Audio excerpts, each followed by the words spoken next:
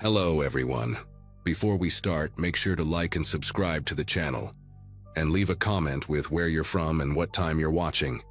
That way, YouTube will keep showing you stories just like this one. Now, let's begin. The windshield wipers barely kept up with the rain that Thursday night in March, and my GPS showed another 40 miles to Indianapolis. Every muscle in my body ached from 12 straight hours behind the wheel, pushing through construction zones and detours that turned a simple drive into an endurance test. At 32, I'd gotten used to life as a pharmaceutical sales rep, bouncing between medical clinics across 3 states. But that didn't make the endless highways any easier. The roadside inn appeared through the downpour like a refuge. 2 stories of faded blue doors wrapped around a pothole-filled parking lot, the kind of place where truckers and traveling salespeople like me went to disappear for 8 hours before hitting the road again.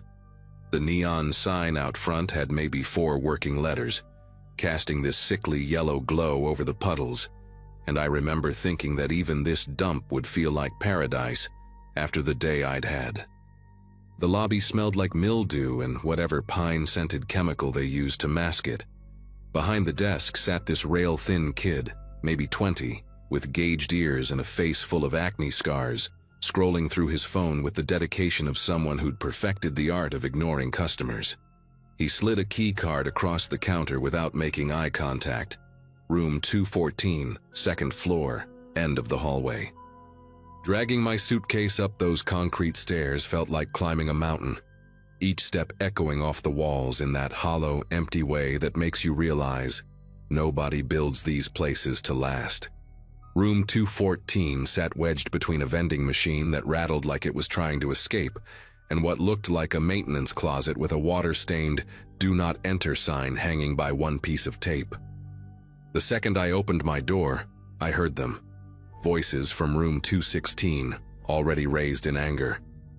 The woman's cigarette-rough voice cut through the wall like a rusty knife, while the man's words stumbled over each other, thick with alcohol and rage.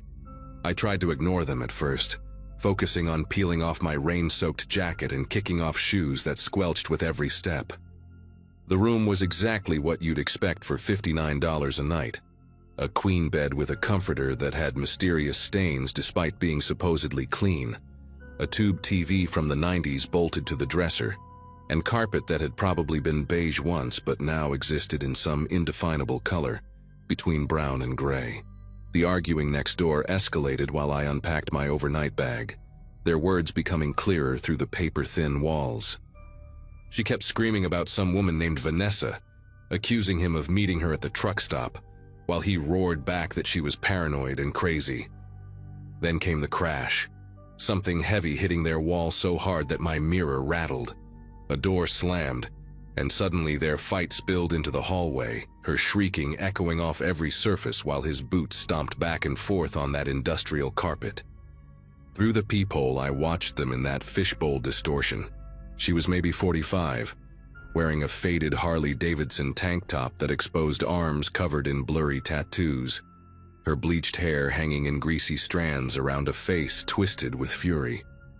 He towered over her, this massive guy in a flannel shirt with the sleeves torn off, revealing thick arms that he kept clenching and unclenching while he swayed on his feet. She shoved him hard enough that he stumbled backward into the wall opposite their door, and that's when he noticed me watching. Not directly, but he must have sensed movement at my peephole because his bloodshot eyes snapped toward my door. I jerked back, heart hammering, and heard him say something to her about that bitch in 214 before she grabbed his arm and yanked him back toward their room. For maybe 10 minutes after their door slammed shut, I sat on the edge of my bed still fully dressed, debating whether to call down to the front desk or just try to sleep through whatever drama was unfolding next door. The relative quiet didn't last long. Around 11:30, just as I'd finally changed into pajamas and was trying to find something watchable on the ancient TV, the pounding started on my door. Not knocking, pounding, like someone trying to break through with their fist. "I know you called them," the man's voice boomed from the other side, each word soaked in bourbon or whiskey or whatever poison he'd been drinking. Open this door right now. You got no business calling nobody about me and mine." My whole body went rigid as I sat there in my oversized t-shirt and shorts, remote control clutched in my hand like some useless weapon. He kept hammering on the door, and I could see it actually flexing inward with each blow, that cheap hollow wood bending under his assault. The chain lock and deadbolt suddenly seemed laughably inadequate. "I saw you watching through your little hole, you nosy bitch. Think you're better than us? Think you can just call whoever you want?" The irony was that I hadn't called anyone, hadn't even picked up the phone, but there was no way I was going to open that door to explain. His girlfriend joined him in the hallway, and I could hear her trying to pull him away, but her voice had changed from angry to something else, almost gleeful. "Bobby, come on, leave her alone," she said, but then added louder, definitely meant for me to hear. "We'll deal with this different. I got cousins 20 minutes from here. My cousin Ricky just got out, and he owes me a favor. We'll handle this the right way." Bobby, at least now I had a name for the mountain of rage outside my door, gave one final slam that made the doorframe crack audibly before letting her lead him away. Through the peephole, I watched them stumble back to 216, her whispering in his ear while shooting glances back at my door. The way she smiled while doing it made my intestines twist into knots. I immediately called the front desk, my voice shaking as I told the kid what happened. He sounded bored, maybe even annoyed, but said he'd send security up. Security turned out to be a 60-year-old man in an ill-fitting uniform who looked like he couldn't secure a sandwich, let alone handle Bobby. The security guard, whose name tag read Earl in faded letters, knocked on their door twice before Bobby yanked it open. Even from my cracked door where I watched, I could see Earl take an involuntary step backward. Bobby stood there in nothing but boxers and work boots, his hairy gut hanging over the waistband, still swaying like a tree in a storm. "Sir, we've had a complaint about noise and threatening behavior," Earl said, his voice cracking like a teenager's. Bobby laughed, this deep, ugly sound that seemed to come from somewhere dark inside him. "Complaint? That lying bitch next door called you? She's been listening to us all night, probably getting off on it." Earl tried to maintain some authority, his hand hovering near the radio on his belt, but we all knew that radio was his only real power. The girlfriend appeared behind Bobby, now wearing a ratty bathrobe that barely covered her, and she started her performance. Tears, apologies, promises they'd keep it down. She was good at it too, switching from threatening to pathetic in seconds, explaining how they'd just gotten bad news about Bobby's father and emotions were running high. Earl bought it completely, or maybe he just wanted an excuse to leave. He gave them what he probably thought was a stern warning, threw a glance at my door that seemed to say, "Stop causing trouble," and shuffled back toward the stairs. The second Earl disappeared, Bobby turned to my door and made a throat-cutting gesture with his thick finger, mouthing words I couldn't hear, but definitely understood. They went back into their room, but now I could hear them talking, not yelling, which was somehow worse. The girlfriend's raspy voice carried through the wall. "I'm texting Ricky right now. Him and Tommy can be here in 20 minutes. That bitch wants to play games, we'll show her games." My phone battery was at 12%, and the charger was in my car. I threw on my jeans and jacket over my pajama shirt, shoved my wallet and keys in my pocket, and started packing everything else frantically into my suitcase. Every sound from next door made me pause. Footsteps, low voices, and then what sounded like furniture being moved around. At 12:47 a.m., I know the exact time because I kept checking my dying phone, I heard car doors slamming in the parking lot below. Through my window, which faced the front, I saw a beaten-up Chevrolet Silverado with those ridiculous raised wheels parked crooked across two spaces. Two men got out, and even from the second floor I could tell they were trouble.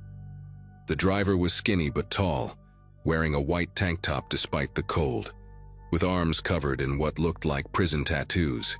The passenger was shorter but built like a refrigerator, bald head gleaming under the parking lot lights. They didn't walk toward the lobby.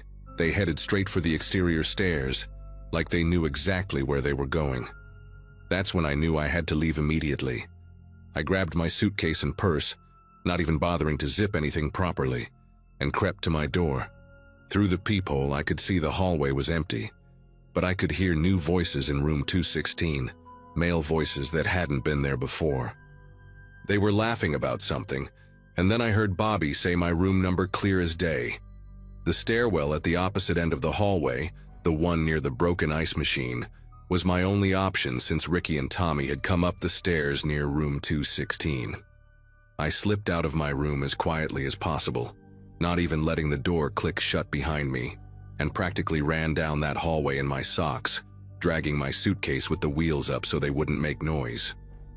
Behind me, I heard their door open just as I reached the stairwell. "Where'd that bitch go?" Bobby's drunk voice echoed down the hallway. My car was parked on the opposite side of the building from their truck, a small Mercy. I threw my suitcase in the back seat and started the engine with shaking fingers, not even putting on my seatbelt before throwing it in reverse.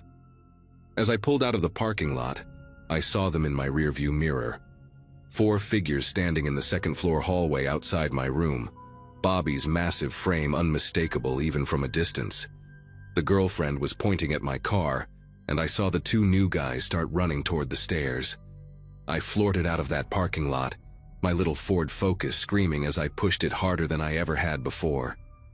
The rain had stopped, but the roads were still slick, and I took the on-ramp to I-70 at probably twice the safe speed, my car fishtailing slightly before finding grip. For the first 5 miles, I kept checking my mirrors obsessively, convinced I'd see that jacked-up Silverado's headlights bearing down on me any second. Every pair of high beams made my chest tighten until they passed or turned off.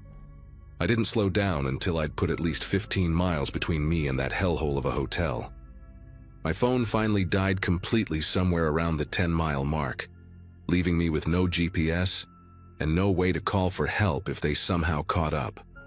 But I knew there was a 24-hour truck stop about 30 miles ahead.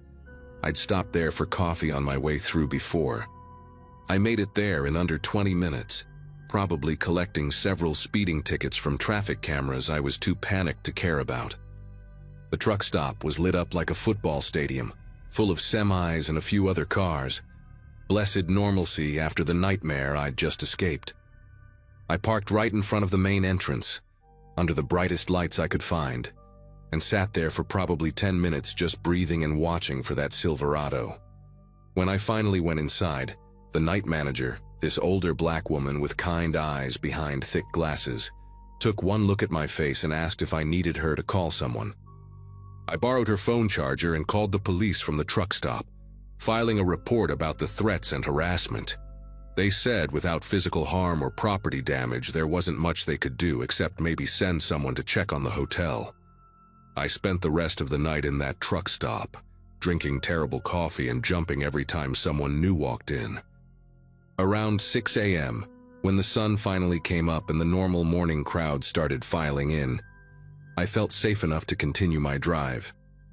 I never went back to that hotel chain again, and for months afterward, I paid extra for better hotels with actual security and proper doors. Sometimes I still wonder what would have happened if I hadn't seen that truck pull up, if I'd waited even 5 more minutes to leave.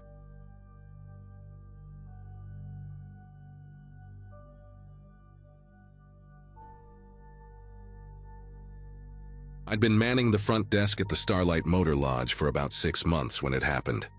22 years old, drowning in student loan debt from a community college degree that wasn't getting me anywhere. I needed whatever work I could find. The overnight shift paid an extra $3 an hour, and honestly, sitting alone in a quiet lobby from 11 p.m. to 7 a.m. seemed like a decent deal. My manager, Diane, this chain-smoking woman who always reeked of too much perfume, had made it sound simple enough when she hired me. Keep the coffee fresh, stay awake, maybe check in a trucker or two, she'd said, already lighting up a cigarette as she walked me through the basics. The motel sat 40 miles outside Denver, right off a stretch of highway that got pretty desolate after dark. Most nights were mind-numbingly boring, exactly what I'd signed up for. I could study for my IT certifications, watch Netflix on my laptop, basically get paid to sit there. Until that Friday night in early November when a man showed up who made me realize just how vulnerable I really was. That particular night had started with an unexpected cold snap, the kind that makes you dig out your winter coat earlier than planned. Around 1 a.m. I was settled behind the reception desk, clicking through coding tutorials, while the building's ancient heating system coughed and sputtered overhead. The lobby wasn't much to look at. Wood paneling straight out of 1975, 2 leather chairs with splits down the middle that leaked yellow foam, and a coffee maker that turned everything into liquid tar. Through the wall of windows facing the parking lot, our flickering neon vacancy sign painted everything in waves of red light, making the empty spaces between parked cars look deeper than they actually were. We had maybe 8 rooms filled, a family with 2 kids who checked in around dinner, plus our usual handful of construction workers who rented by the week. The fluorescent tubes above me buzzed their constant electric hum, and I had one earbud in, half paying attention to a podcast about network protocols while keeping my other ear free for the bell that would chime if anyone pushed through the front door. Around 1:47 a.m., I remember the exact time because I'd just glanced at the computer clock. I noticed movement in the parking lot. At first, I figured it was just someone from one of the rooms heading to their car for something they'd forgotten. But the way this person moved caught my attention. He was walking between the parked cars in this weird, indirect path, like he was trying to stay in the shadows cast by our one working streetlight.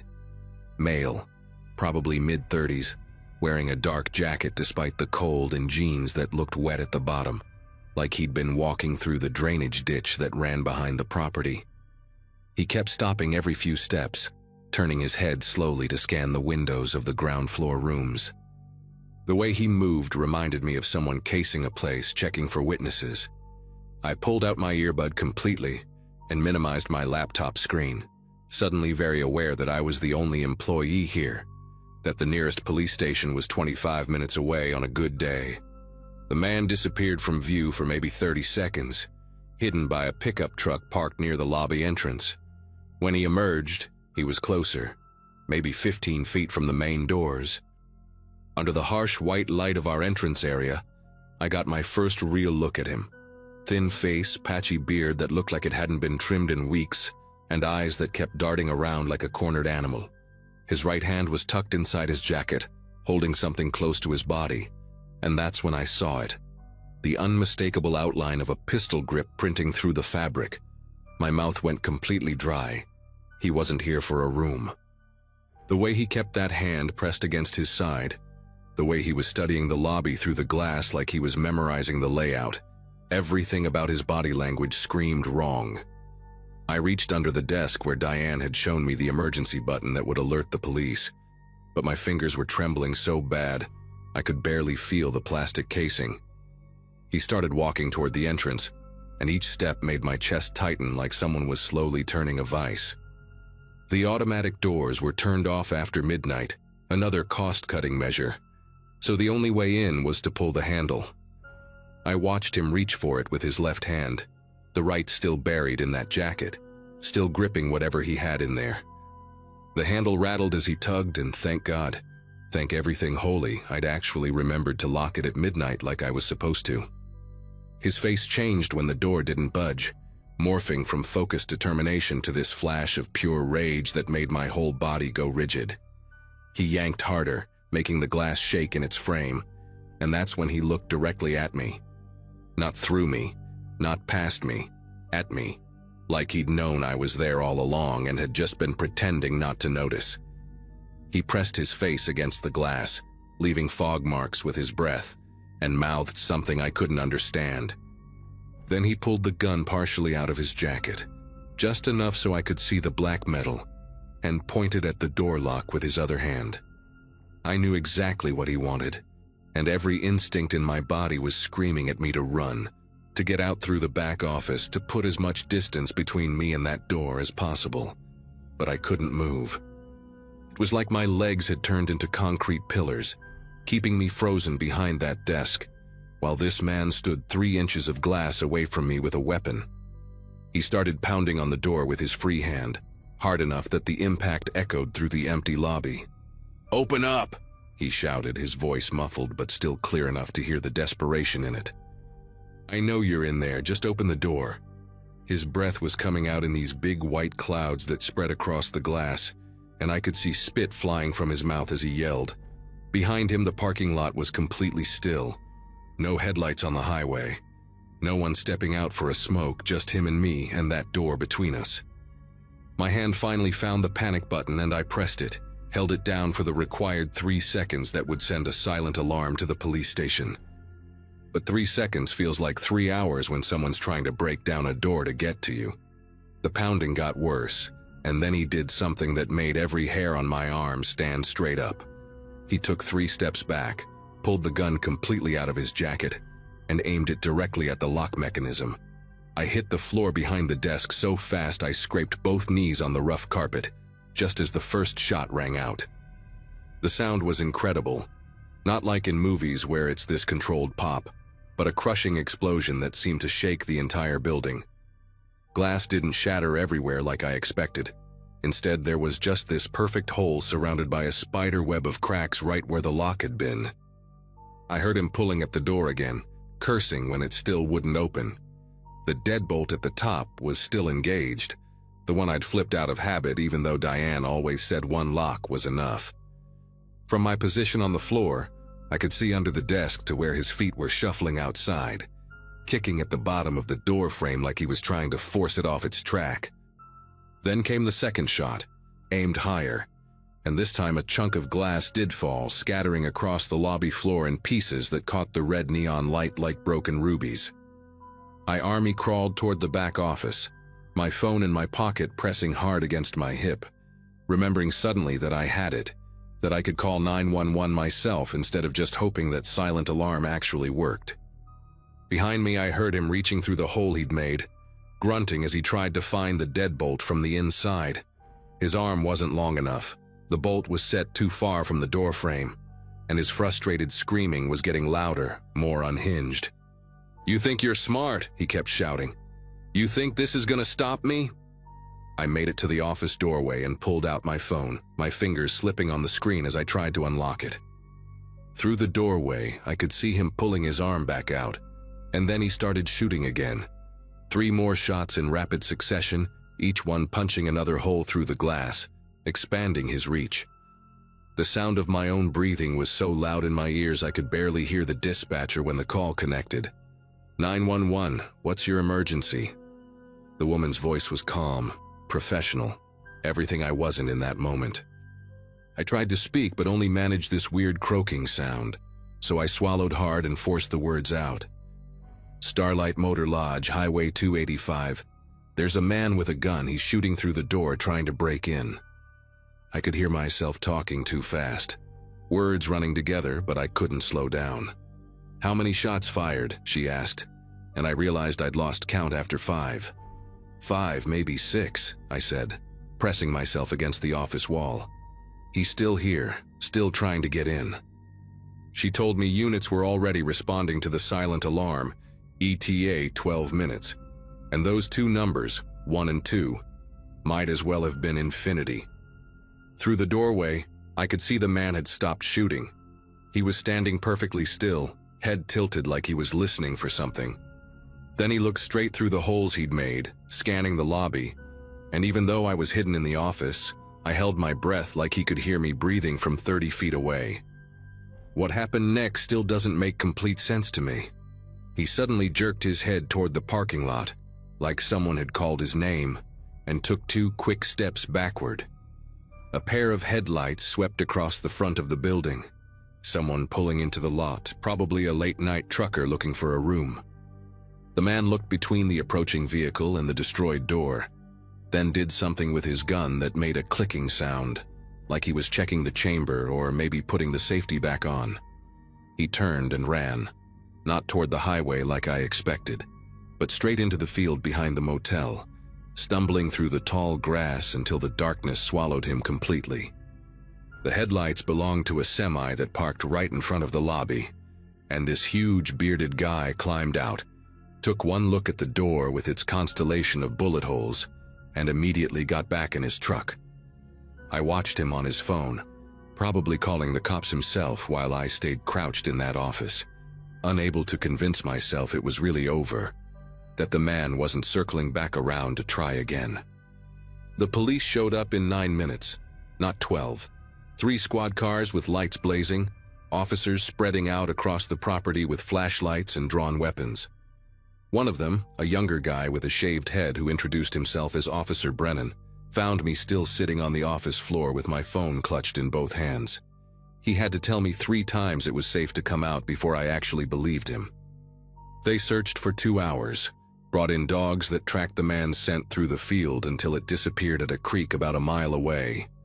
The detective who took my statement, a woman with tired eyes who'd probably seen worse but still seemed genuinely concerned, told me the guy matched the description of someone who'd robbed 2 gas stations in the county that week. "You did everything right," she kept saying, like she knew I was replaying every second in my head, wondering what I could have done differently. They pulled security footage from our one working camera, got a partial license plate from a car that had been parked down the highway and sped off right after the shooting started. Diane showed up around 4 a.m., still in her pajamas with a coat thrown over them, and just stared at the ruined door for a full minute before asking if I was okay. I finished that shift because I didn't know what else to do, sitting in the lobby while Diane called someone to board up the door, watching the sun come up over the empty field where the man had vanished.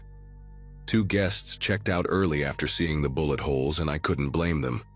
I gave Diane my 2 weeks' notice that morning, and she didn't try to talk me out of it. They never caught the guy, at least not that I heard about. Sometimes I check the news from that area, looking for stories about robberies or arrests, hoping to see a mugshot that matches the face pressed against that glass. I work IT support now, boring office job with normal hours and security guards in the building, and that's exactly how I like it.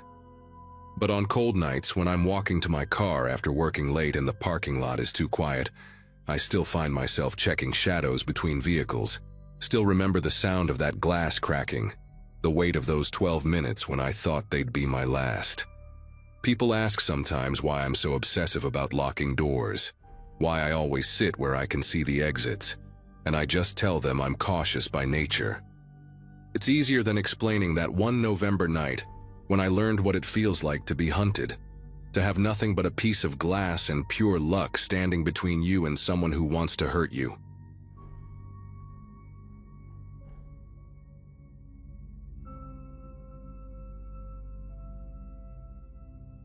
Four of us had booked a suite at the Grandview Hotel downtown for Ashley's bachelorette weekend in early October 2022. I was the maid of honor, and honestly, I'd been planning this trip for months. Ashley and I had been best friends since college, and the other 2 girls, Megan and Jenna, were her cousins from California. The Grandview wasn't exactly 5-star luxury, but it had this trendy rooftop bar and a nice lobby area with live music on weekends. We'd gotten there Friday afternoon, dumped our bags in the room on the 8th floor, and immediately started getting ready for the night. The plan was simple: dinner at that fancy steakhouse across the street, then bar hopping until we couldn't walk straight anymore. You know how these weekends go, or at least how they're supposed to go. The lobby bar was packed when we came back around 9 that night, deciding to have a few drinks at the hotel before heading out again. There was this jazz trio playing, and the atmosphere was actually pretty great. We grabbed a table near the windows, ordered a round of Cosmopolitans because Ashley insisted on being classic, and that's when we started chatting with the group at the next table. 3 guys and 2 women, all dressed like they'd come from some corporate event. They introduced themselves as consultants from Chicago, in town for a conference. The one who did most of the talking, Brandon, had this polished way about him. Expensive watch, perfect teeth, kept buying rounds for everyone. His colleague, a woman named Claire, was telling us about all the best clubs in the city, writing down addresses on cocktail napkins. They seemed normal enough, maybe a little too eager to party with us, but nothing that raised any red flags at the time. We ended up staying at that bar way longer than planned, probably until midnight or so. Ashley was having a blast, doing these ridiculous poses for photos with everyone, including Brandon's group.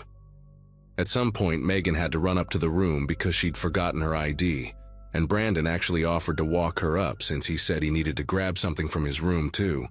She laughed it off, said she was fine, but he kept insisting it wasn't safe for a woman alone in the elevators that late. Eventually, one of his friends, this quiet guy named Paul, told him to knock it off, that he was being weird. We all laughed about it. Brandon apologized and blamed the whiskey, bought another round.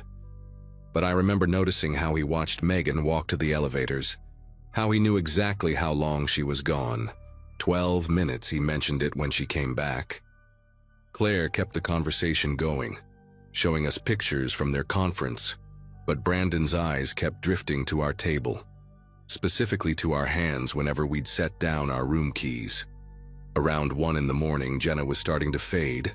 She's always been a lightweight, so we decided to call it a night. The consultants were still going strong, trying to convince us to hit this 24-hour karaoke place about 10 blocks away.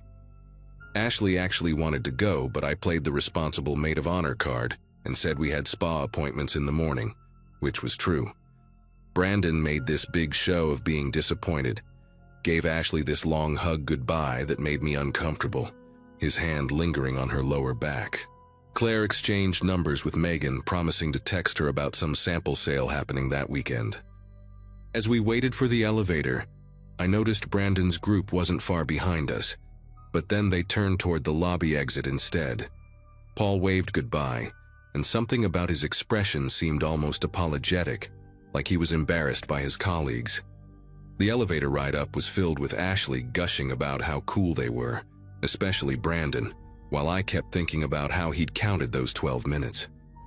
We got to our suite and basically passed out immediately, Ashley and I in one bed, Megan and Jenna in the other. The room was on the corner of the 8th floor, with windows facing both the main street and the side alley. I remember setting my phone to charge on the nightstand and noticing it was 1:47 a.m. before everything went dark.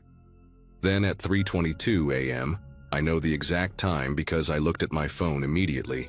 I woke up to this sound at our door. It wasn't knocking, more like a soft scratching, like someone was trying to slide something into the card reader. You know that electronic beep when a key card gets rejected? That's what actually woke me. Beep. Pause. Beep. Pause. Then I heard whispering, at least 2 voices, maybe 3, right outside our door. My whole body went rigid. I reached over and grabbed Ashley's arm, squeezing until she made this confused grunt, and I whispered that someone was trying to get in. The beeping stopped for maybe 30 seconds, and I started thinking maybe they'd given up. Maybe it was just drunk guests at the wrong room. Then we heard the handle jiggling, really aggressive this time, like someone was putting their weight against the door while turning it. Ashley shot up in bed, suddenly completely awake. Jenna stirred in the other bed and mumbled something about keeping it down. That's when we heard a man's voice, crystal clear through the door. "Ashley, come on, open up. You left your purse at the bar." But here's the thing. Ashley's purse was right there on the dresser. I could see it in the light from the street coming through the curtains. And the voice, it was trying to sound like Brandon, but it was different, forced, like someone imitating him. Ashley grabbed my hand so hard her nails dug into my palm. The handle jiggled again, harder, and then we heard a different voice, younger, nervous. "Maybe try the other one again." The other one? What other one? That's when real panic set in. I grabbed my phone and immediately called the front desk while Ashley shook Megan and Jenna awake. The phone rang once, twice, 3 times. Why the hell was nobody answering at the front desk of a major hotel? Finally, on the 5th ring, a tired-sounding woman picked up. I was trying to whisper but also make sure she understood the urgency. "Someone's trying to break into room 8117. They have a key card. They keep trying it. Please send security now." She asked me to repeat the room number, and in those few seconds of me talking louder, the noises outside stopped completely. Dead silence. The woman said security would be right up, but I just knew, that whoever was outside had heard me on the phone. Megan was at the door now, looking through the peephole, and she suddenly jerked back like she'd been shocked. "There's someone standing right there," she whispered. "He's wearing something over his face like a ski mask. Jesus Christ, he's just standing there staring at the peephole." We all huddled together on the far bed, watching the door. My phone showed 3:26 a.m. The silence stretched out for what felt like hours, but was probably only a minute. Then we heard footsteps moving away, not toward the elevators, but toward the stairwell at the end of the hall. The stairwell door made this distinctive metallic clang when it closed, the same door we'd used earlier when the elevator was taking too long. About 30 seconds after that, we heard running footsteps in the hallway, multiple people, and then aggressive knocking. "Hotel security, room 8117. Relief flooded through me so hard I actually felt dizzy. But when I went to look through the peephole, Megan grabbed my arm. "What if it's them?" she said. "What if they're pretending?" And honestly, after what we'd just experienced, it didn't seem impossible. I called the front desk again, the same woman answered, and I asked her to confirm she'd sent security. She said yes, 2 officers, one named James and one named Kyle. I asked what they looked like and she seemed confused, but told me James was tall and bald. Kyle was shorter with a beard. When I looked through the peephole, that's exactly who was standing there, uniformed and everything. The moment we opened the door, James asked if we were all okay while Kyle was already on his radio calling for backup and asking someone to review security footage from the past hour. They had us describe everything: the voices, the keycard attempts, the man in the mask. James pulled out his phone and showed us a screenshot from the hallway camera taken just minutes before. The image made my throat close up. 3 men in dark clothes, all wearing different face coverings. One had a ski mask like Megan described, another had what looked like a bandana, and the third had some kind of Halloween mask, maybe a zombie or something. They were clustered around our door, and one was holding what James said looked like a master keycard programmer, the kind maintenance uses but smaller, definitely not something you can just buy. Kyle mentioned they'd gotten reports of similar attempts on floors 6 and 7 about 20 minutes before ours, which explained the "try the other one" comment. They weren't just randomly trying, they had a system, they had tools, and they had information about which rooms had groups of women. James asked us about the bar, if we'd talked to anyone, and my heart just sank as I described Brandon's group. I mentioned how he'd watched Megan, counted the minutes, the way he'd focused on our room keys. James and Kyle exchanged this look that told me everything. Kyle said they'd need to review lobby footage, but groups like this often worked exactly that way. The charming ones make contact, get information, maybe slip something in a drink if they get the chance, while others wait for the right moment. They'd been seeing this pattern more frequently: organized groups targeting bachelorette parties, girls' trips, any situation where women might be drinking and vulnerable.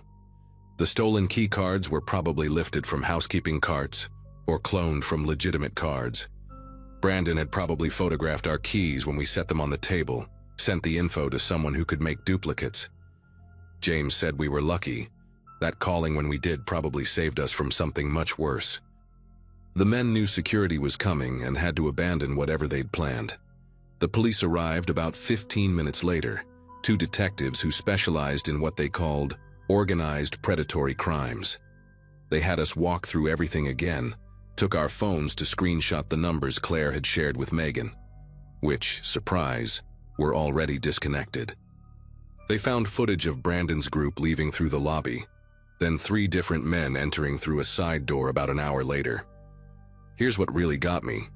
The detectives said one of them was wearing the exact same expensive watch Brandon had been wearing. They weren't even different people. It was the same group. They'd just changed clothes and put on masks. Claire was probably in on it too, keeping us distracted, gathering information about where we were from, how long we were staying, if we had boyfriends or husbands who might come looking. The detectives found their conference registration, but it was all fake. The company didn't exist. The names were aliases. The credit card used for their rooms was stolen. They'd checked out electronically at 2 a.m., probably right before attempting to get into our room. We spent the rest of the night in the hotel's security office because they needed to process our room as a crime scene, dust for prints on the door handle and card reader. Around 6 a.m., they moved us to a different room on another floor, but none of us could sleep. We just sat there in silence. Occasionally, one of us would start crying and the others would huddle around. The detective, a woman named Officer Ramirez, sat with us for a while and explained that these trafficking rings were getting smarter, more organized. They don't grab women off the street anymore. They identify targets in social settings, use technology and social engineering, work in coordinated teams. She said if that masked man had managed to drag one of us to the stairwell, there were probably others waiting in a van in that side alley our room overlooked. We would have disappeared, and the fake identities meant tracking them would have been nearly impossible. Ashley hasn't had a drink since that night. Can't even walk into a hotel bar without panicking.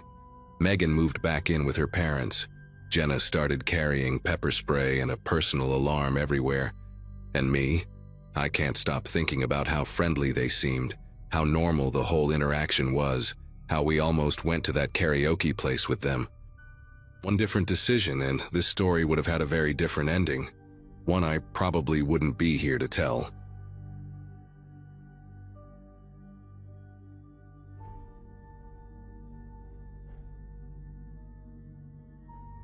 I was 16 when my family decided to take a vacation to Florida during spring break of 2017. My dad had just gotten a promotion at his accounting firm, and he wanted to celebrate by taking us somewhere nice for once. We weren't exactly poor, but family trips usually meant camping at state parks or visiting my Aunt Deborah in Kansas. This time, he'd booked us into the Coral Bay Resort, this massive beachfront hotel in Fort Myers with 3 pools and a tiki bar that my mom couldn't stop talking about.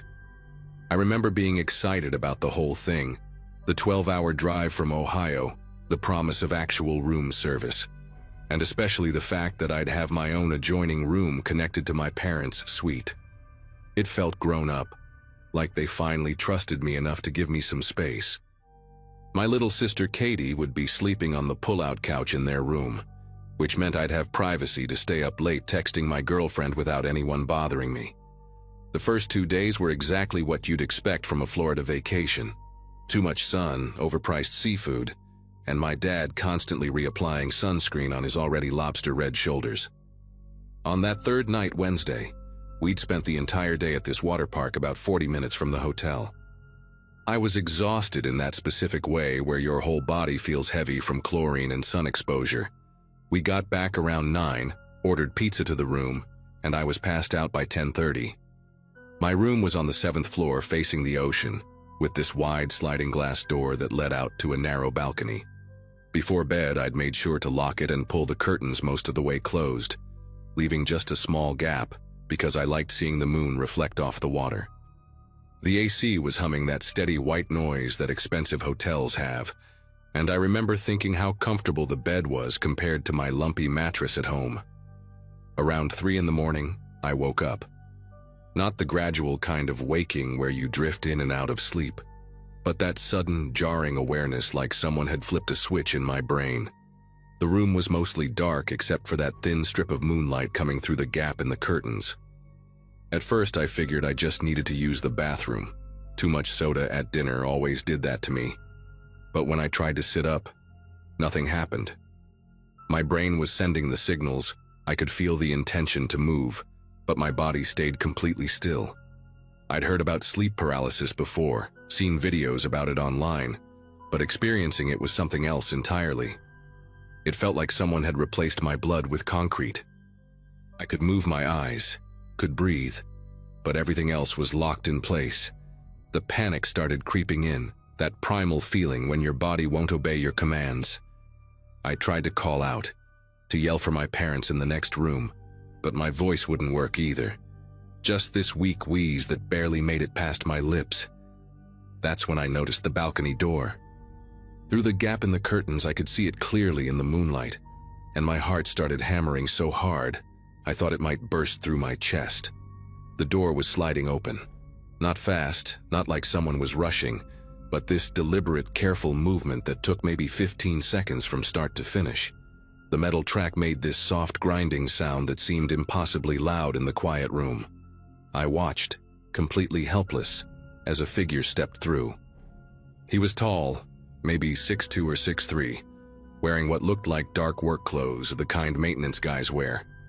But it was 3 in the morning and I just knew this wasn't hotel staff. He stood there for a moment, silhouetted against the ocean backdrop, and then he turned toward me. His face was partially hidden by a baseball cap pulled low, but I could see he had a thick beard that went down to his chest, streaked with gray. He smelled like cigarettes and something else, something chemical like paint thinner or cleaning solution. He didn't rush toward me or ransack the room looking for valuables. Instead, he walked with this unnerving calmness, each step deliberate and nearly silent on the hotel carpet. He stopped at the foot of my bed and just stood there, watching me. His breathing was heavy and ragged, like he'd been running or climbing, which made sense since we were 7 floors up and he'd somehow gotten onto our balcony. His head tilted slightly to one side, the way a dog does when it's trying to understand something. I could see his eyes now. They were this pale gray color that looked almost white in the darkness, and they never blinked. Not once in what felt like hours, but was probably only 30 seconds. He reached into his pocket, and I thought this was it. He was going to pull out a knife or gun, but instead he took out a small digital camera, the kind people used before smartphones took over. He raised it slowly, pointed it at me, and the flash went off. The sudden brightness was blinding, leaving purple spots dancing in my vision. After the photo, he moved closer, walking around to the side of the bed where I was lying. His boots left dark marks on the carpet. I could see mud caking off with each step, little clumps that would later prove I hadn't imagined this whole thing. He leaned down close enough that I could see the individual gray hairs in his beard, could smell the sourness of his breath. His lips moved like he was talking, but no sound came out, just these exaggerated mouth movements, like he was mouthing words in slow motion. His hand reached toward my face, fingers stained yellow from nicotine, nails dirty and jagged.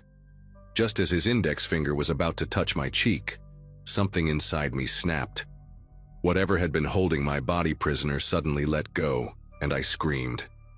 Not a normal scream, but this raw, terrified sound that ripped out of my throat and probably woke up half the hotel floor. The man jerked back like I'd slapped him, his pale eyes going wide with what looked like genuine surprise. He stumbled backward, knocking into the dresser where I'd left my phone charging. The connecting door to my parents' room burst open, and my dad came charging in wearing nothing but his boxers, wielding the hotel room's iron like a weapon. He was shouting something, asking what was wrong, but his voice sounded muffled and distant, even though he was right there. I pointed at the man, tried to say, "There's someone here," but my dad was already scanning the room, flipping on every light switch he could find. The sudden brightness made me squint, and in that split second of adjustment, the intruder moved, not toward the door to the hallway like you'd expect, but back toward the balcony. He was fast for someone his size, practically diving through the sliding door. My dad ran after him, yanked the curtains fully open, and stepped out onto the balcony. I could hear him yelling, looking over the railing, checking both directions, but there was nothing. No rope, no ladder, no indication of how someone could have gotten up or down from a 7th-floor balcony. My mom and Katie crowded into the room, my sister crying and my mom's face pale with worry. She kept asking if I was hurt, checking my arms and face like she was looking for injuries. My dad came back inside, his expression a mix of confusion and anger. He wanted to believe me. I could see it in his eyes, but the logical part of his brain was struggling with the impossibility of it. That's when I remembered the mud. I pointed to the carpet, and we all looked down at the dark, wet footprints leading from the balcony door to my bed and back again. My dad's whole demeanor changed. He grabbed the hotel phone and called the front desk, demanding security come up immediately. Within 10 minutes, my room was full of people. 2 security guards, the night manager, and eventually 2 police officers who looked like they'd rather be anywhere else at 4 in the morning. They took photos of the footprints, dusted the balcony door for fingerprints, and asked me to describe the man at least a dozen times. The security footage revealed something that still makes my skin prickle when I think about it. The cameras in the hallway showed nobody entering or leaving our room through the main door all night. But here's where it gets worse. The hotel had been having issues with their exterior cameras for weeks, so there was no footage of the outside of the building. One of the security guards, a younger guy named Carlos, pulled my dad aside and told him something that the manager clearly didn't want us to know. 2 other guests had reported similar incidents in the past month, always on higher floors, always involving someone entering through balcony doors that should have been impossible to access. The hotel had been quietly investigating, assuming it was either an inside job or someone with climbing equipment, but they'd found nothing. No gear left behind, no suspicious employees, no explanation for how someone could scale a smooth concrete wall 7 stories up. Carlos said they'd been telling guests it was probably nightmares or sleep disturbances, but the muddy footprints in my room were the first physical evidence anyone had documented. The police had me look through what felt like hundreds of mugshots on a tablet, local criminals and registered offenders, but I didn't recognize anyone. The man's face was burned into my memory, but it wasn't in their system. They asked about the camera, if I remembered what kind it was or if the flash had any distinctive color. All I could tell them was that it was silver and small, like the old Canon PowerShots everyone had in the 2000s. One officer, a woman with kind eyes named Officer Gomez, sat with me while my parents dealt with the hotel management. She told me about something called sleep paralysis episodes and how sometimes the brain can create incredibly vivid hallucinations during them. I could tell she was trying to give me an out, a way to rationalize what happened, but then she looked at those muddy footprints and shook her head. "But those are real," she said quietly, almost to herself. "Those are definitely real." She gave me her card and told me to call if I remembered anything else or if I needed to talk to someone about what happened. The hotel moved us to a different room on the 3rd floor for the rest of the night, comped our entire stay, and offered us free vacation packages that my dad refused to even look at. We packed up and left that morning, cutting our vacation short by 3 days. During the drive home, nobody really talked about it. Katie slept most of the way, and my parents kept exchanging these worried glances in the rearview mirror. I spent the entire 12 hours searching online for anything about the Coral Bay Resort, finding scattered posts on travel forums about strange experiences and unexplained visitors that the hotel had apparently been pretty good at keeping quiet. One post from 2016 described almost exactly what happened to me: the sleep paralysis, the balcony entrance, even the old digital camera. The person said they'd hired a private investigator afterward, who discovered that a maintenance worker had been fired from the hotel in 2015 for inappropriate behavior, but still had copies of master key cards and potentially building blueprints. But there was no arrest record, no resolution, just theories and fear. 6 months later, I got a call from Officer Gomez. They'd arrested someone, a former hotel employee named Eugene Watts, who'd been living in a van in the hotel's overflow parking lot, the one they used for staff vehicles behind the main building. He had climbing gear, multiple cameras with hundreds of photos of sleeping guests, and a notebook with room numbers and dates. He'd been a maintenance supervisor for 8 years before being fired for entering guest rooms without authorization. He knew every blind spot, every camera angle, and had kept his keycard programmer when they'd let him go. The climbing equipment explained the balcony entrances. He'd been rappelling down from the roof, entering through balconies, taking photos, and then climbing back up. He'd been doing it for over 2 years.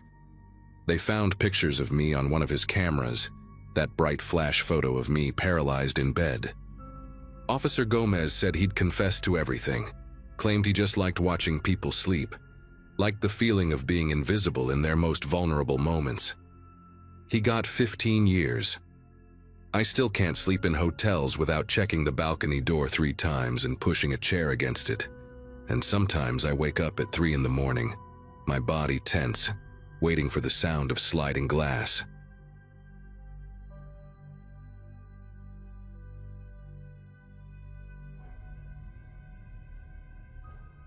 February of '94 was colder than usual in southern Illinois. The kind of cold that seeps through your jacket no matter how many layers you wear. I was 43 then, working homicide for a small department, right where Interstate 64 cuts through miles of nothing but truck stops and budget motels. That Tuesday morning started with black coffee and a stack of paperwork until the phone rang around 12:30. Dead woman at the Blue Moon Inn, one of those places where you pay cash and the clerk barely looks up from his newspaper. The maid who found her, Gloria, was sitting in the lobby when I arrived, her hands wrapped around a cup of tea she wasn't drinking. She had chipped purple nail polish and kept staring at the floor while she told me how the guest hadn't answered for checkout, how she'd used her master key, how she'd screamed so loud the maintenance guy came running from 3 buildings over. Gloria said she'd never seen anything like it, the way the woman looked so peaceful, like a photograph. The victim was arranged on the bed with a precision that made my chest tighten, hands folded across her stomach, hair fanned out on the pillow in perfect symmetry. Even her shoes placed neatly by the nightstand. The whole room reeked of industrial-strength cleaner, that sharp ammonia smell that makes your eyes water. Dr. Hutchinson, our medical examiner who always kept peppermint gum in his coat pocket, spent 3 hours going over the scene. No fingerprints except the victim's, no DNA evidence, no signs of struggle. The killer had wiped down every surface, doorknobs, light switches, faucets, even the TV remote. Hutchinson found faint ligature marks on her neck, so subtle they were almost invisible. Something soft had been used, maybe a silk scarf or fabric belt, and whoever did it had taken it with them. Based on liver temperature and rigor, she'd been dead since Sunday night. But the Do Not Disturb sign had bought the killer almost 40 hours before discovery. Her name was Lisa Thornton, 34, traveling alone from Michigan to visit her sister in Texas. She checked in Saturday afternoon, paid for 2 nights in cash, and the clerk, an older guy named Frank who chewed tobacco and watched game shows all day, said she'd seemed normal, maybe a little tired from driving. Her car, a blue sedan with Michigan plates, was still in the parking lot with her suitcase in the trunk, untouched. Nothing valuable was missing from the room. Her purse still had $80 and credit cards inside. We interviewed every guest who'd been at the motel that weekend, but it was the kind of place where people minded their own business and kept their doors locked. Nobody heard anything unusual Sunday night. The couple in the room next door had been arguing about money, loud enough that 2 other guests complained, but they swore they never heard anything from Lisa's room. The killer had been quiet, controlled, invisible. 6 weeks later, I got a call from a detective in Kentucky, right across the river. They'd found a woman at the Sunset Lodge just off I-64, about 90 miles east of our crime scene. Same setup, body arranged perfectly on the bed, room wiped clean, soft strangulation marks that you'd miss if you weren't looking for them. The victim was Nancy Caldwell, 29, a pharmaceutical sales rep from Memphis who'd been making her rounds through small-town medical offices. She'd been dead 2 days when housekeeping found her, that familiar Do Not Disturb sign hanging on the door handle. The detective, a guy named Garrett with a thick accent and a habit of clicking his pen while he talked, said their forensics team couldn't find anything useful. The killer had even wiped down the toilet handle and the inside doorknob, places most people wouldn't think about. We started comparing notes, and the similarities made my skin prickle. Both women traveling alone, both staying at cheap motels right off the interstate, both killed on Sunday nights. The third body turned up in early May, this time in Missouri. The Gateway Rest Stop, another budget motel that had seen better days, with peeling paint and a flickering neon sign missing half its letters.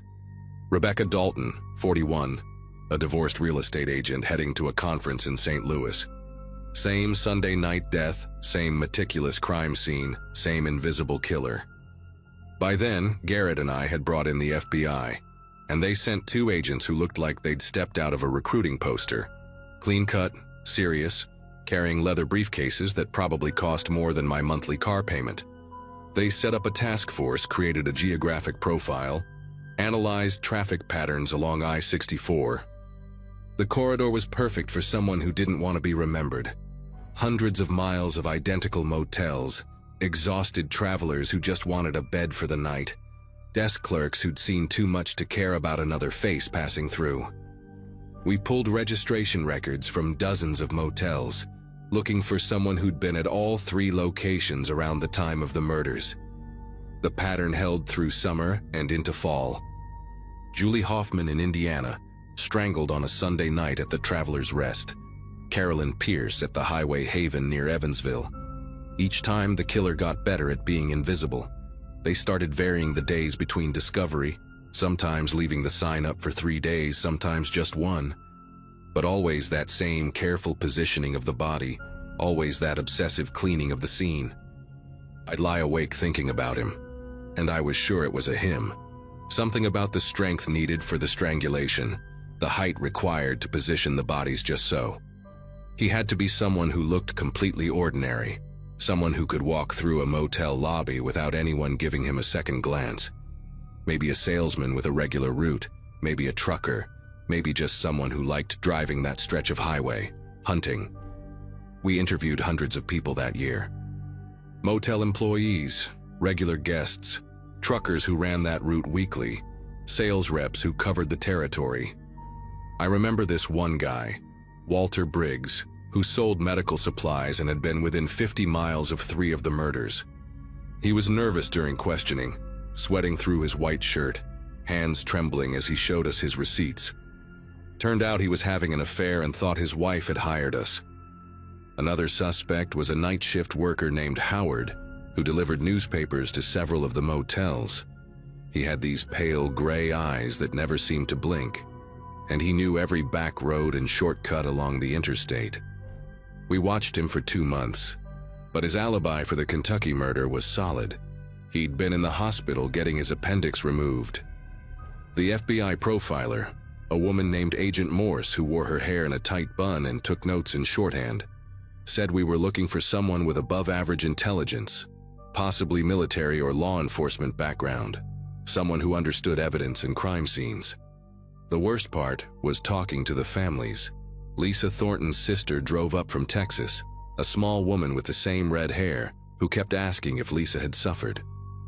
I told her it had been quick, which was probably true, but I couldn't tell her that her sister had been positioned like a doll, that someone had taken their time arranging her body after she was gone. Rebecca Dalton's teenage son, tall and awkward with braces, stood in my office without saying a word, while his grandmother explained they just wanted to know why. Julie Hoffman's husband broke down completely, said they'd been trying to have kids, that she'd been driving to see a fertility specialist. These weren't random victims to their families. They were real people with plans and hopes and favorite songs on the radio. But to the killer, they were just opportunities, women alone in the wrong place at the wrong time, perfect for whatever sick ritual he was performing. By December of '94, we had 6 bodies and no solid leads. The task force was meeting every week in a conference room that smelled like burnt coffee and frustration. We had a map on the wall with red pins for each murder, trying to find a pattern beyond the obvious. The murders were spaced out geographically, but all within a 300-mile stretch of I-64. The FBI brought in a computer expert who ran algorithms trying to predict the next location, but the killer wasn't following any mathematical logic we could find. Then we caught what we thought was a break. A desk clerk at a motel in Effingham, a young kid named Justin who was working nights to pay for college, called in about a guest who'd made him uncomfortable. The man had requested a room at the far end of the building, paid cash, and had been very particular about not wanting housekeeping. He'd been carrying a small black duffel bag and wearing maintenance-type clothes, the kind of generic blue work shirt that wouldn't stand out anywhere. Justin had noticed him because the guy had come back to the desk around midnight to buy a vending machine snack, and his hands had been red and raw, like he'd been scrubbing them repeatedly. The man had paid for the chips with exact change, counting out the coins carefully, and Justin said there was something mechanical about his movements, like he was concentrating on appearing normal. We rushed to the motel, but the guest had already checked out early that morning, leaving the room spotless. And I mean spotless. The cleaning staff said it looked like no one had even stayed there. The bed was made with military precision, the bathroom smelled of bleach, even the carpet had been vacuumed in perfect lines. We dusted for prints but found nothing. The registration card had a fake name and address, and the license plate Justin had written down belonged to a car that had been junked 2 years earlier. We staked out the motel for the next 3 Sundays, but he never came back. The 7th victim was discovered in January '95, but something was different this time. Angela Foster, 37, was found at the Riverside Inn near Vincennes, but she'd fought back. There were defensive wounds on her hands, skin under her fingernails, and the room showed signs of a struggle. A lamp knocked over, the curtains torn partially off the rod. The killer had still managed to clean most of the scene, but in his hurry, he'd left something behind. A partial footprint in blood near the bathroom door, size 10 work boot, common brand sold everywhere. More importantly, Angela had managed to scratch him deep enough to draw blood. We got DNA from under her nails, ran it through every database we had access to, but no matches. He wasn't in the system. The medical examiner said Angela had almost gotten away. There were bruises indicating she'd made it to the door before he caught her. She'd been a fighter, a personal trainer from Louisville who probably had more strength than he'd expected. After Angela, the murders stopped. Just stopped.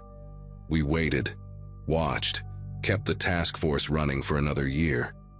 But nothing. We never caught him. That's the part that eats at me, even now, almost 30 years later. 7 women dead, and he just vanished. The FBI profiler thought Angela Foster had scared him, made him realize he was getting sloppy, taking too many risks. Maybe he moved his hunting ground somewhere else. Maybe he died. Maybe he just decided 7 was enough. I retired in 2001, but I kept copies of all the files, and every few years I go through them again, looking for something we missed. I think about him sometimes when I'm driving and pass one of those old motels. Most of them closed now or converted into something else. I wonder if he's out there, some regular-looking guy in his 60s or 70s now, living a normal life, keeping his secret. The DNA sample is still in evidence, waiting. Technology gets better every year, and maybe someday we'll get a match. Until then, I keep the victims' photos in my desk drawer. Lisa, Nancy, Rebecca, Julie, Carolyn, Angela.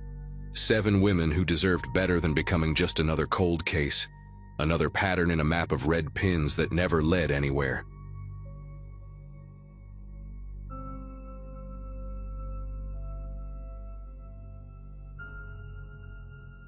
The GPS kept recalculating as I searched for the Crossroads Inn somewhere outside Columbus, my eyes barely staying open after 12 hours behind the wheel.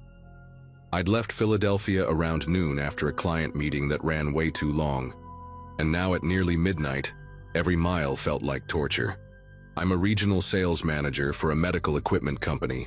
Basically means I live in hotels and conference rooms, shaking hands and explaining why our MRI machines are worth the investment. At 34, I'd gotten pretty good at the nomad lifestyle. Knew which rest stops had decent coffee, which hotel chains had the firmest mattresses. But that particular Wednesday in late September was testing every ounce of patience I had left. My phone showed 11:47 p.m. when I finally spotted the faded sign through the drizzle that had started somewhere around Wheeling. Just needed a bed, a shower, maybe some vending machine dinner if I could stay awake long enough to eat it. The kid at the front desk looked half asleep himself, couldn't have been more than 20, wearing a polyester vest that was 2 sizes too big. He kept yawning while pecking at the keyboard with 2 fingers, squinting at the monitor like the text was written in hieroglyphics. The lobby had that familiar smell, part bleach, part mildew, part something indefinable that every budget hotel seems to cultivate. After what felt like an eternity of watching him hunt and peck, he finally slid a key card across the counter without even looking up. Room 237, 2nd floor, down the hall to the right. I grabbed my overnight bag, the one with the broken zipper I kept meaning to replace, and headed for the elevator. The hallways were completely silent except for the hum of ice machines and the distant sound of a TV bleeding through someone's door. When I got to 237, there was already a "Do Not Disturb" sign hanging from the handle, which struck me as weird, but I figured housekeeping just forgot to take it down. I swiped the card and heard that familiar electronic beep, the little light flashing green. The door clicked open and I pushed inside, fumbling for the light switch along the wall. The room was pitch black, but right away something felt wrong. The air was too warm, too lived in, like someone had been there for days. My fingers found the switch, and when the lights came on, my brain took a second to process what I was seeing. The bed was a complete mess, sheets twisted and thrown back, pillows scattered. There were clothes draped over the chair by the window, jeans, a leather jacket, work boots on the floor. A half-eaten pizza sat in an open box on the desk, and the TV was paused on some action movie I didn't recognize. Empty beer bottles lined the nightstand, and there was an open suitcase on the luggage rack with clothes spilling out of it. This wasn't a room waiting for me. Someone was already here. Had been here for a while by the looks of it. Before I could even think about backing out, I heard the bathroom door creak. The sound made every muscle in my body tense up, that primitive part of your brain screaming that you're somewhere you shouldn't be. A man stepped out, massive guy, probably 6'4", wearing nothing but boxers and a white undershirt that barely contained his barrel chest. His face was already red, veins standing out on his neck, eyes narrowed to slits. He had that look of someone who'd been drinking but wasn't quite drunk, that dangerous middle ground where anger comes easy. "What the hell are you doing in my room?" His voice was low, gravelly, the kind that probably sounded threatening even when he was ordering coffee. He took a step forward and I instinctively stepped back, my bag hitting the door frame behind me. The key card was still in my hand, and I held it up like some kind of pathetic shield, trying to explain about the front desk, the mix-up, how I was just given this room number. "Get out. Get out right now, or I'm calling the cops." He reached for something on the dresser, his phone, and I saw his hands were covered in old tattoos, the kind that blur at the edges, probably done decades ago. But then he stopped, stared at me harder, and his expression changed from angry to something else, something worse. "Wait a minute. You're not just lost, are you? You've been watching me. I've seen you before, downstairs in the parking lot." I had no idea what he was talking about, tried to tell him I'd just arrived, just checked in 5 minutes ago, but he wasn't listening anymore.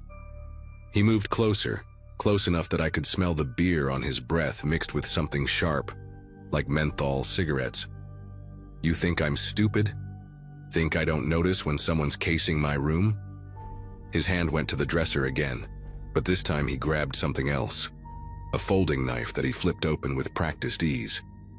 The hallway behind me suddenly felt like the safest place in the world, and I stumbled backward through the doorway, my bag catching on the frame and spilling open.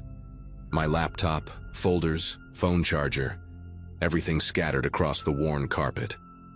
"I'm calling the front desk right now," I managed to say, my voice coming out higher than normal, already pulling out my phone. But he followed me into the hallway, still in his underwear, not caring who might see. "Yeah, you do that. Tell them how you broke into my room. Tell them how you've been following me." Other doors started opening. An elderly woman in curlers peeked out from 235. A younger couple emerged from 239, all of them staring at this scene unfolding.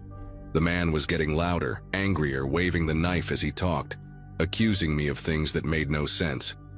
Said I'd been in the hotel bar earlier, that I'd asked the bartender about him, that I'd followed him from some casino downtown. None of it was true, but he believed every word he was saying, completely convinced I was there to rob him, or worse. I kept backing down the hallway, trying to dial the front desk while keeping an eye on him. My fingers were trembling so bad I could barely hit the right numbers. The elderly woman had already slammed her door shut, but the couple was frozen, the guy recording everything on his phone while his girlfriend tugged at his arm. The big man kept advancing, ranting about how he had cash in his room, how he knew people like me, how he wasn't going to be a victim. "Sir, please, just call the front desk yourself," I pleaded. But it was like talking to a wall. He suddenly lunged forward, not quite attacking, but close enough that I dropped my phone. It clattered on the floor and slid under a housekeeping cart someone had left in the hallway. When I bent down to grab it, he must have thought I was reaching for something else because he started yelling, "He's got a weapon! This guy's got a weapon!" even though my hands were completely empty, even though anyone could see I was just trying to get my phone back. The couple finally ran back to their room, and I heard the deadbolt slide into place. Now it was just me and him in that narrow hallway with its ugly geometric carpet and fluorescent lights that made everything look sickly green. He had me backed up against the ice machine alcove, the knife still in his hand, his face getting redder by the second. That's when I heard the elevator ding at the end of the hall. The kid from the front desk stepped out, took one look at the scene. A half-naked giant with a knife, me pressed against the wall, belongings scattered everywhere, and immediately went pale. "Mr. Fitzgerald?" he called out to the big man. "Is everything okay?" And that's when I realized the horrible truth. The kid knew this guest, knew his name, which meant Fitzgerald had probably been staying here for several days. I was the stranger, the intruder, the one who didn't belong.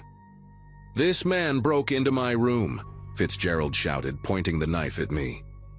The desk clerk looked at me, confused, and I saw him pull out his phone, probably to call either security or the police, and I knew how this was going to look. Wait, I practically shouted at the kid. "You gave me the key card. Room 237, check your computer, check your system." The kid hesitated, looking between me and Fitzgerald, clearly not sure what to do. Fitzgerald took this moment to grab my scattered papers from the floor, holding them up like evidence. "Look at this, he's got all kinds of documents, probably fake IDs, credit cards. Check his bag." The way he was spinning the story, even I was starting to feel guilty, like maybe I had done something wrong. The kid was backing toward the elevator, keeping his distance from both of us. "Sir, I need you both to calm down. I'm calling my manager." But Fitzgerald wasn't having it. He threw my papers in the air, letting them flutter down like confetti, then kicked my laptop bag down the hall. "This piece of trash has been stalking me for 2 days. I want him arrested." 2 days. I'd been in Philadelphia 2 days ago, had the receipts to prove it. But who was going to listen to me now? That's when everything shifted into pure chaos. Fitzgerald suddenly rushed at me, maybe thinking I was going to run, maybe just fed up with waiting. The knife was still in his right hand, but he reached for me with his left, grabbing a handful of my shirt. I could smell his sweat, see every broken blood vessel in his eyes, feel his breath hot on my face. Pure instinct kicked in, and I shoved him as hard as I could. He stumbled backward, his bare feet slipping on the smooth carpet, and crashed into a room service tray someone had left outside their door.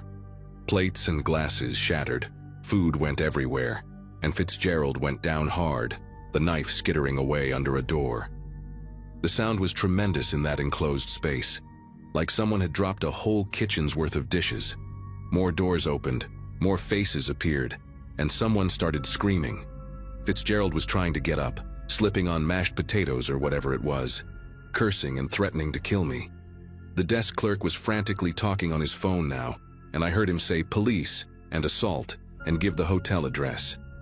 I did the only thing that made sense in that moment. I ran.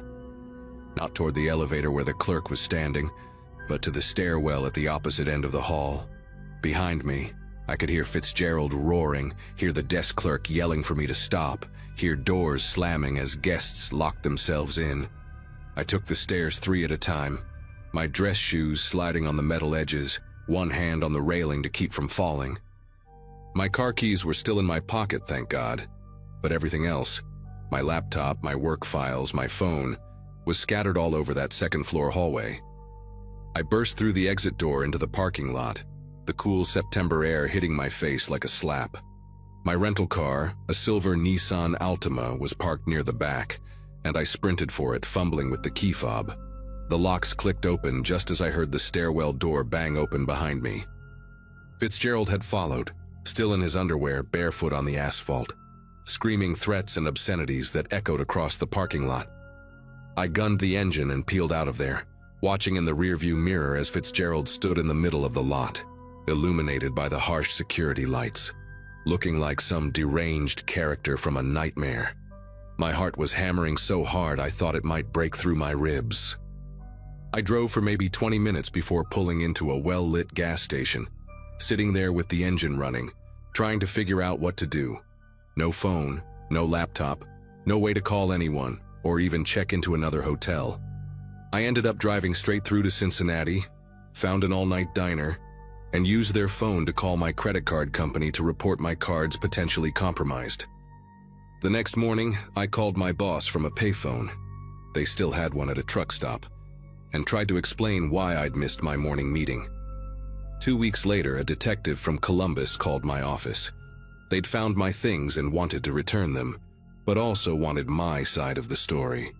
Turns out Fitzgerald had a history of paranoid episodes, had been off his medication, and had been asked to leave 2 other hotels that month. The Crossroads Inn had meant to move him to a different room that night, but never updated their system. Room 237 was supposed to be empty, ready for me, but their mistake nearly got me arrested or worse. I got my stuff back eventually, but I never stayed at that chain again, and now I always double-check at the front desk if they're absolutely sure the room is empty.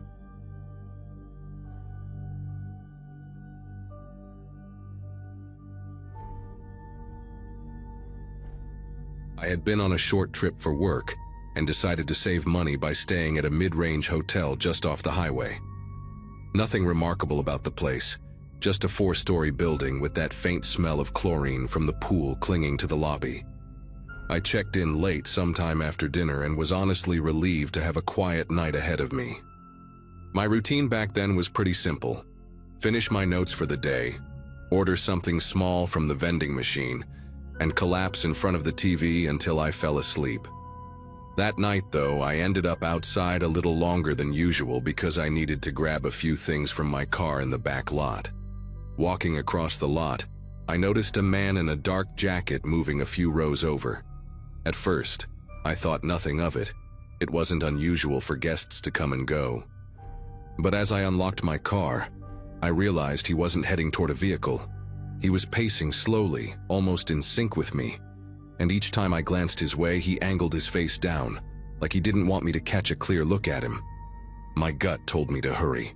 I pulled the small bag I needed from the passenger seat, locked up and made for the side entrance that required a keycard. The second I pushed into the hallway, I heard the heavy metal door creak again behind me. Someone else had slipped in, closing the distance faster than I expected. My room was on the 3rd floor, but I didn't want to lead a stranger straight to where I'd be sleeping. Instead, I cut toward the stairwell at the end of the hall, telling myself it was just paranoia, that maybe he really was a guest. But when I hit the door and shoved it open, the stairwell felt colder, emptier, like a place you weren't supposed to linger. I hurried down toward the fire exit on the ground level, thinking I could step out, loop around the building, and come back through the front desk where staff were still awake. That plan collapsed when I hit the final landing. The red metal bar on the door should have pushed open easily, but a heavy chain wrapped around the handles outside rattled against the frame. Someone had secured it tight, as if they didn't want anyone escaping that way. The sound of footsteps above grew sharper, echoing down the stairwell, each step deliberate, closing in. I remember gripping the railing, my heart pounding louder than the thud of those approaching steps. For a split second I considered shouting, hoping someone in a nearby room might hear, but my voice caught in my throat. The air smelled faintly of dust and old paint, like no one had been down there in ages. I pressed against the chain door again, rattling it harder this time, but the links clinked like mocking laughter. Whoever chained it shut had made sure it wasn't budging. Retreating upward felt like walking into a trap, but it was the only option I had. I started back up, my shoes squeaking slightly on the concrete stairs. The footsteps above slowed, like the person had realized I had nowhere else to go. Every turn of the stairwell gave me just enough time to imagine what kind of face I'd see if I pushed through the next door. Was it a hotel employee? Another guest messing with me? Or someone who had been waiting for me since I first stepped out of my car? By the time I reached the 2nd floor, I pushed into the hallway, trying to act like I belonged there, like I hadn't just panicked in the stairwell. The corridor stretched out with patterned carpet that muffled my steps, and the hum of vending machines somewhere down the hall gave the illusion of normalcy. I glanced back, expecting to see the stairwell door open, but it stayed shut. Still, I couldn't shake the rhythm of those shoes following mine. It was burned into my ears, even if the sound had stopped. I moved quickly toward an intersecting hallway, hoping I could loop around and circle back to the lobby. Every door I passed looked the same, but my eyes kept catching on details I hadn't noticed before.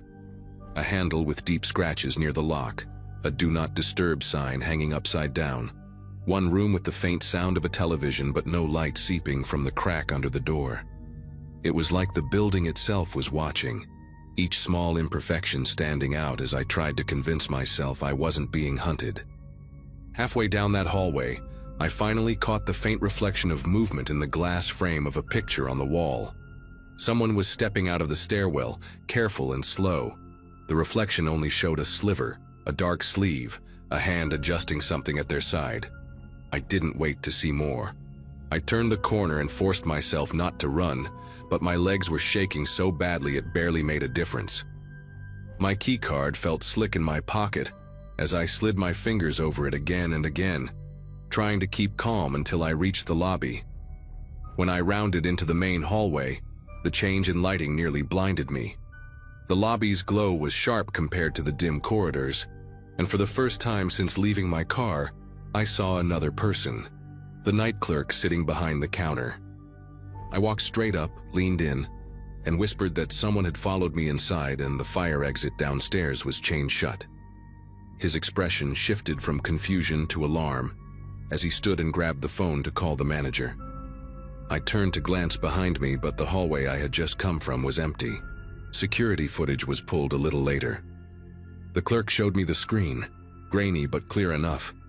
A man trailing several steps behind me in the parking lot, then slipping in through the side door. The last frame caught him pausing at the stairwell door, hand pressed against it, before the feed cut out as he moved inside. No one ever saw him leave. They checked the halls, the lot, even the service areas, but he had vanished. The chain on the fire exit was still there when the manager went down to check, but no staff admitted to putting it on. I barely slept that night. By morning, I checked out early, the chain still rattling in my memory. I've stayed in plenty of hotels since, but I always test the stairwell doors now. Always check who's behind me when I cross a parking lot. To this day, I don't know if the man was a guest, an employee, or someone with a much worse reason for being there. All I know is that if the chain hadn't been on that door, I might have had a way out. Instead, I walked back into the unknown, and I've never felt safe in a hotel hallway again.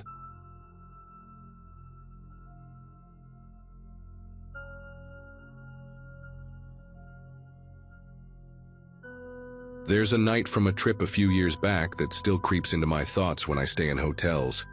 At the time, I was in my mid-20s, traveling with 3 close friends for a weekend getaway. We'd booked a modest downtown hotel, nothing luxurious, just a place with clean rooms and a decent lobby bar. That night we'd gone out, had a few drinks, and were heading back around midnight, still laughing about random things that had happened earlier in the evening. We piled into the elevator, the 4 of us half tired but still buzzing with that lighthearted mood. Just as the doors were about to close, a man slipped in. He was wearing a dark hoodie pulled low over his head. The strings tightened in a way that made his face hard to see. What struck me first was how he didn't say a word, not even a nod of acknowledgement, just pressed his thumb firmly on the close button like he wanted to make absolutely sure no one else got in. The ride up felt heavier than it should have. None of us spoke after he entered. I couldn't even hear him breathing, just the hum of the elevator cables and the faint rattle of the machinery. The floor numbers lit up one by one, agonizingly slow. When we reached our floor, the doors opened, and instead of letting us go first, he stepped aside slightly, as if to usher us out. It was polite in theory, but the way he watched us leave made my stomach knot. Then, without hesitation, he walked out right behind us. The hallway was long and quiet, carpet muffling our steps, but his sneakers echoed faintly behind us. We weren't exactly subtle about where we were headed, since we went straight down the hall and stopped at our door. My friend Marcus swiped the key card, whispering under his breath about how weird that guy was, while I kept glancing back. The man didn't say anything, didn't even slow down. He just trailed us until we disappeared into the room and locked the door. At first, we laughed it off, calling it creepy but harmless. But deep down, I couldn't shake the feeling that we'd just shown a stranger exactly where we were staying. We tried to distract ourselves by flipping on the TV, ordering some late-night snacks from the vending machine down the hall, and joking about who was going to pass out first. Still, every so often I caught myself replaying the image of that hooded guy standing just a step behind us. The hotel corridors weren't busy, so if he had been on our floor for any legitimate reason, we should have at least heard another door open or close. But the hallway stayed silent after we went in, which only added to the unease. Around 2 in the morning, long after the laughter had died down and the room was quiet, a sharp electronic beep cut through the silence. It was the sound of a keycard being swiped against our door. At first, I thought maybe someone had gotten lost, but then it happened again. And again. A deliberate, repeated swipe, each one followed by the soft thud of a handle being tested. My friends sat up instantly, and Marcus whispered, "That's him. It has to be." None of us moved closer to the door, but we were all wide awake, listening.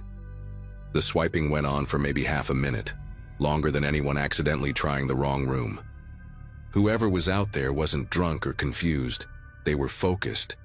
The red light of a failed attempt probably kept flashing over and over, but we didn't dare peek through the peephole. We just stayed frozen in our beds, waiting for it to stop. I remember the tension in the room was so thick that even breathing felt like it could give us away. Eventually, the noise stopped, but not because hotel staff intervened or another guest came by. It ended in an abrupt silence, like whoever was outside realized it wasn't going to work and backed away. We didn't hear footsteps, though. No retreating down the hall, no elevator chime. Just that stillness pressing in from the other side of the door. I laid there with my eyes locked on the shadows stretching across the ceiling, convinced that if we made the slightest sound, the handle would start jiggling again. When daylight finally crept through the thin curtains, we realized none of us had slept more than a few scattered minutes. The fear of opening that door lingered, but eventually Marcus insisted we needed to check the hallway. He swung the door open quickly, like ripping off a bandage, while the rest of us stayed back. Nothing. The hallway looked exactly the same as the night before. Silent, empty, undisturbed. The only thing that hinted at what had happened were faint smudges around the card reader on our door, like someone had been pressing against it with more force than necessary. We went down to the front desk to ask if security had noticed anything, or if there had been reports of someone wandering the floors.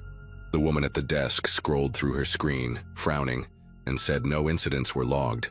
She even suggested maybe another guest had simply confused their room. But when Marcus asked if our door had been accessed by a staff card during the night, her face tightened. She admitted the system showed no entries, not even attempts. According to their records, nobody had swiped a card on our door at all. That detail rattled me the most. We'd all heard it loud and clear over and over again in the dark. The electronic beep, the metallic click of the handle trying to turn. It wasn't something we imagined, and there were 4 of us who could vouch for it. Yet the hotel's system insisted nothing had ever happened. The front desk clerk offered to move us to a different floor, but by then we were too uneasy to spend another night there. We packed our bags and left before checkout, grabbing coffee from a drive-thru just to get out of that place faster. Even now, I still think about that hooded man in the elevator and the sound of the card reader on our door. Maybe he found a way to mask his attempts, or maybe there's something about that hotel I'll never understand. What I do know is that we gave away our exact room to a stranger, and hours later someone tried to get in. It's been years, but anytime I hear the beep of a hotel keycard, I'm instantly taken back to that long night where silence on the other side of the door felt more threatening than any noise.